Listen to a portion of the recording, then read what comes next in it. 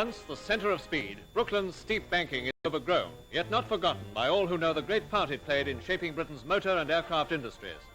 Today, a cavalcade of racing history returns. John Cobb's Napier Railton, the 1927 Leyland 8, designed and driven by Pathe Thomas, a racing luxury, the 1907 Rolls-Royce Silver Ghost, and the giant engine Chitty Chitty Bang Bang 2.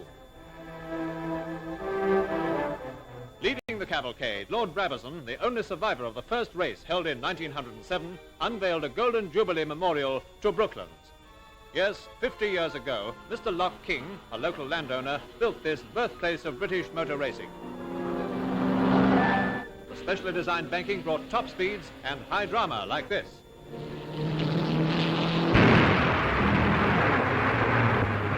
But every crash, every breakdown contributed knowledge to a growing industry, our modern legacy of reliability and road safety.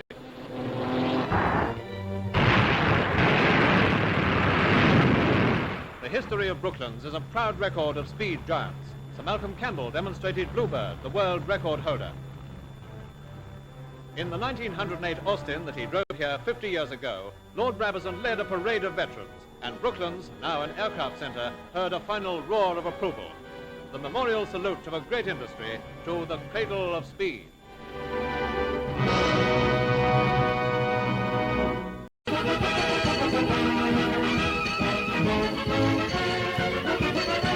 This is the Gaumont British News, presenting the world to the world.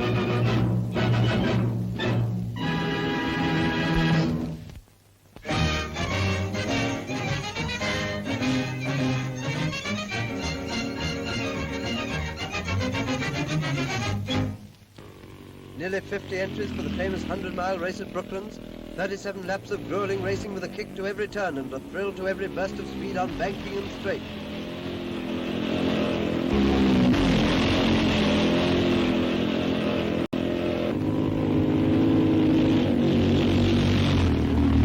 But it was not the winner who gave the biggest thrill. Watch this rider run askew at the hairpin bend. Watch him run off the course, turn and come on again, stumble and recover, and then...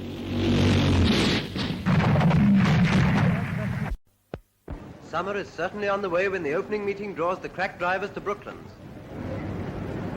This year the weather was fair and the fair sex was represented complete with modish crash helmet. But there is no distinction of sex when a powerful racing car goes humming round the broad track. It's a thrilling game which calls for plenty of nerve and always gets it.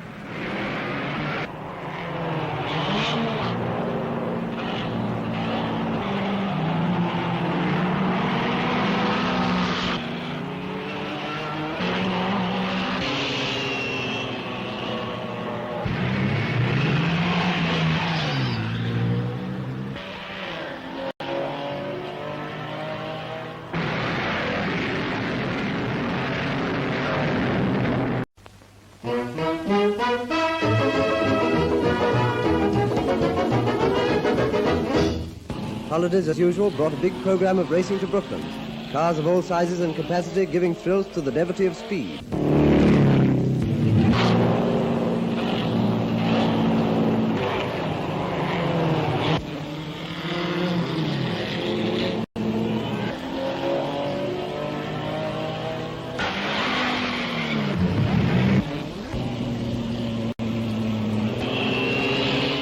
This race was won by Oliver Bertram with a new track record.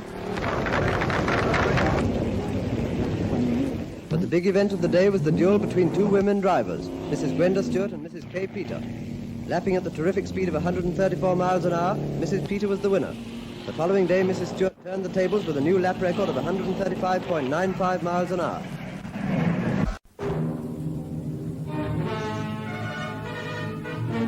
It was a big entry at Brooklands for the International Trophy. But the outstanding feature of the afternoon was a car that crashed into the spectators with fatal results. A girl died soon after the accident. All classes of car were represented, and in the early stages of the race they kept close together.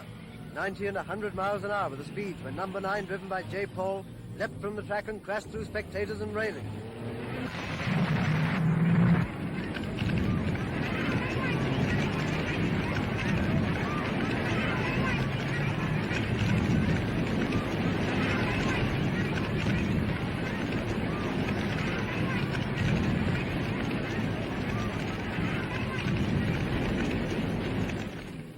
injured driver was taken to hospital, and among the injured spectators was Mrs. Jill Thomas, who was to have driven in the race but scratched.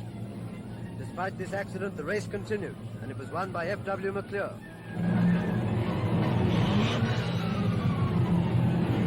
Now to New Jersey opened with a bang. This story is exclusive to Gaumont British News. Watch how the little fellows cut in and cut out. Watch how they twist and skid.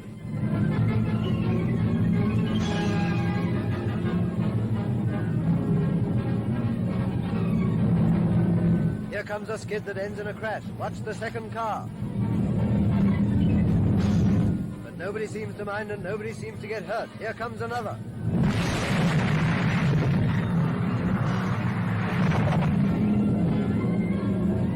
Now a sensational crack-up.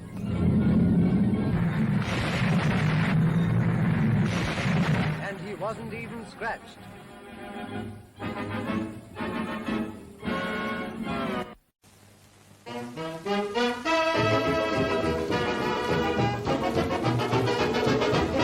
"33 cars lined up for the start of the 500 miles race at Brooklands. For the first time, women drivers were invited to enter for the event, and 4 started.